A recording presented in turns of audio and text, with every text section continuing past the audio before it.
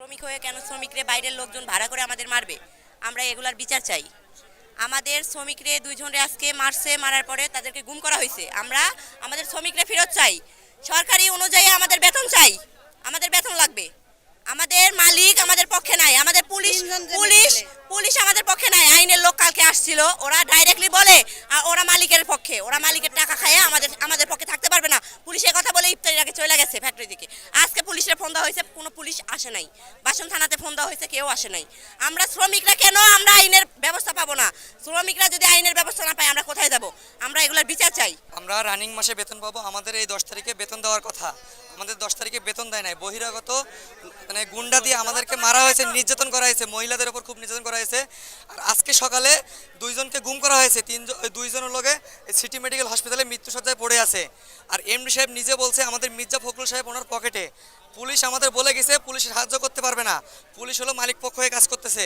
এখন আমরা সরকারের কাছে জোরদার দাবি জানাই, আমাদের যে দুইজন শ্রমিক নিখোঁজ হয়েছে এবং দুইজন যে অসুস্থ মৃত্যুসজ্জায় পড়ে আছে, এদের চিকিৎসা দ্রুত করতে হবে এবং দুইজন শ্রমিককে আমরা অতি দ্রুত চাই। এবং আমরা এই এমডি রে সবার সামনে এখানে আনতে হবে এবং আমরা সরকারের কাছে আবেদন জানাবো যে আমাদের ন্যায্য যেটা প্রাপ্য ওইটা দিয়ে আমাদেরকে ফ্যাক্টরি থেকে বিদায় করে দেবে। আমাদের বেতন দিতে হবে সামনে, আর যারা নিখোঁজ আছে তাকে বের করে দিতে হবে। আর যে শ্রমিক মারা হয়েছে তাকে বিচার চাই, তাকে বিচার চাই। আমরা তো আমরা কোনো গ্যাঞ্জাম করতে যাই নাই, আমরা সুষ্ঠু আমরা লাইনে বসে আছি।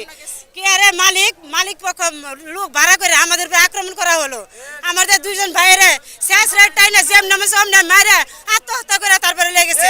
দুজনে পাওয়াই জানে কেন এটা বিচার পাই না, এটা বিচার পাবো না কেন? কেন পুলিশ আমাদের সঙ্গে নেই?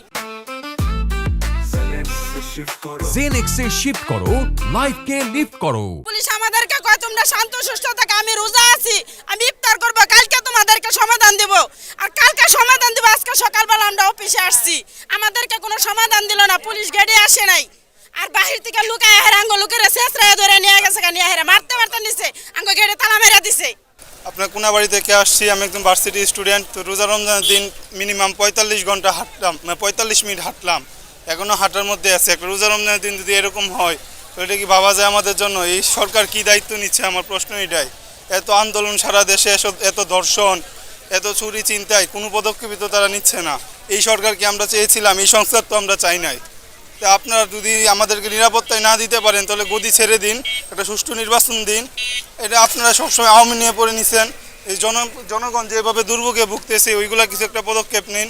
আসলে বর্তমান পরিস্থিতি অনেক ভয়ানক সব দিক দিয়ে, নট অনলি আমাদের এই আজকের এই পরিস্থিতি, সব দিক দিয়ে আপনাদের এজন্য যে সরকার প্রশাসনিক কর্মকর্তা যারা আছে তাদের প্রতি আমাদের অনুরোধ থাকবে দ্রুত ওরা যদি পারে এগুলো দমন করতে তাহলে করবে, আদারওয়াইজ নির্বাচনের জন্য ব্যবস্থা করে, এটাই শুধু অনুরোধ।